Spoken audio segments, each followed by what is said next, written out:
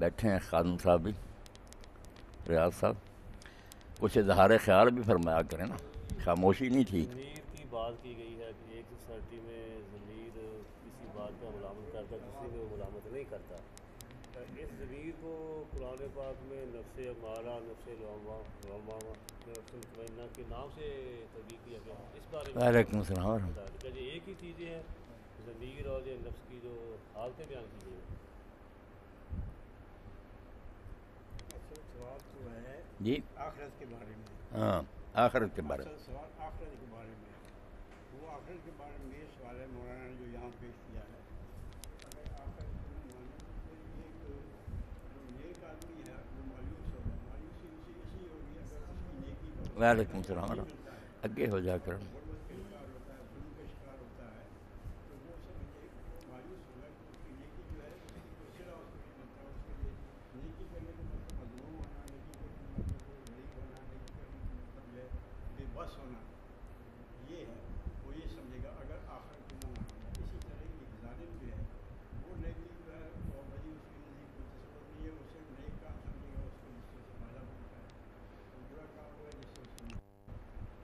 تو یہ بنیادی تصورات ہیں جو ایک آخرت کو نہ ماننے سے یا آخرت کو جو تسلیم نہ کرنے سے جو چیز پیدا ہوئی ہے کہ جو صحیح آدمی ہے، نیکی کرنے والا ہے، اس کو مایوسی ہوگی، اور جو بد ہے اس کو جرت ہوگی کہ جب پوچھ گا کوئی ہے نہیں تو پھر ٹھیک ہے جو چاہو کرو، دوسروں کو لوٹو مارو قسم کرو ان کے، بالکل یہ ہے اصل سوال۔ یہ ضمیر کا بعد میں آ گیا، پہلے حکیم صاحب کہتے پہلے اس پر یہ گفتگو تو کریں۔ بڑا کلیئر کر دیا نا کہ جو آدمی اللہ کو مانتا ہے، آخرت کو مانتا ہے، وہ تو اللہ کی رضا کے ساتھ سارے کام کرے گا، کرے وہ تو اس کے بعد سامنے تو کوئی نہیں، نفع نقصان دنیاوی کوئی شے نہیں، وہ تو دیکھے گا کہ اللہ تو ناراض نہیں۔ مولانا نے بڑی کلیئر کر دی ہے، اس پہ کلیئر سوال کر، کیا کریں گے؟ سوال بنتا ہے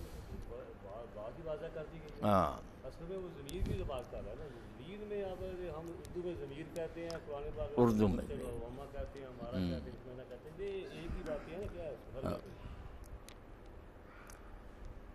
حکیم صاحب کا منشا یہ تھا کہ کچھ ساتھی اس بارے میں بات کریں نا کہ جو بتایا گیا کہ آخرت کو ماننا یا نہ ماننا اس سے جو آدمی کے کردار پر اثر پڑتا ہے، ماننے والا کیسا انسان بنتا ہے، نہ ماننے والا، ہاں، اس عقیدہ کے جو اثرات ہیں اخلاق پر، پہلے اس کے بارے میں کوئی بات ذرا ہو جاتی۔ یہ تو آپ نے ٹھیک کہا کہ مولانا نے جس طریقے سے سمجھایا نا، بس سوال جو آیا ہے ہاں، کہ اگر کمال ہم یہ کر سمجھیں کہ نیکی کرنے سے ہمیں فائدہ ہوگا اور برائی کرنے سے نقصان ہوگا، پھر ہم نیکی کرتے ہیں یا برائی سے بچتے ہیں، تو اور یہ پھر آخرت کا ایمان والی بات نہ ہوگی کہ آپ نے نفع سارے کی بات ہوگی، ایک جو بات سامنے آتی ہے۔ آج کل ہم زیادہ یہی کہتے ہیں جی نیکی کا کام کرو بڑا فائدہ ہوگا، تبلیغی بھائی یہ بات کہتے ہیں آپ نیکی کا کام کرو بڑا فائدہ ہوگا،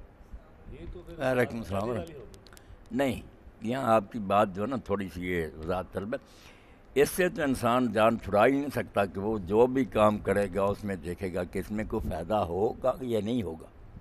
اب بات جو اسی دنیا کے فائدے سوچے گا وہ جھوٹا، جو آخرت کے فائدے سوچے گا نا، یہ تو لالچ نہیں پڑے، ترغیب و ترہیب، قرآن بڑھا ہوا، سنت بڑھی ہوئی، وہ کوئی بری الگ چیز نہیں، اللہ کی خوشنودی کا ہی وہ نتیجہ نا کہ اللہ خوش ہو جائے گا تو پھر وہاں سارے فائدے حاصل ہو جائیں گے، ناراض ہوگا ساری مصیبتیں گلے پڑ جائیں گی۔ تو نفع نقصان تو ہر شخص سوچتا نا، اس کے بارے میں تو قدم ہی نہیں اٹھاتا۔ جو صرف یہ پیش پا استاد نا اسی دنیا کے نقد فائدے وہ سوچتا، وہ گمراہ ہے۔ جو اس دنیا کا بھی سوچتا کہ اللہ یہاں بھی ہمیں بھلائی دے اور آخر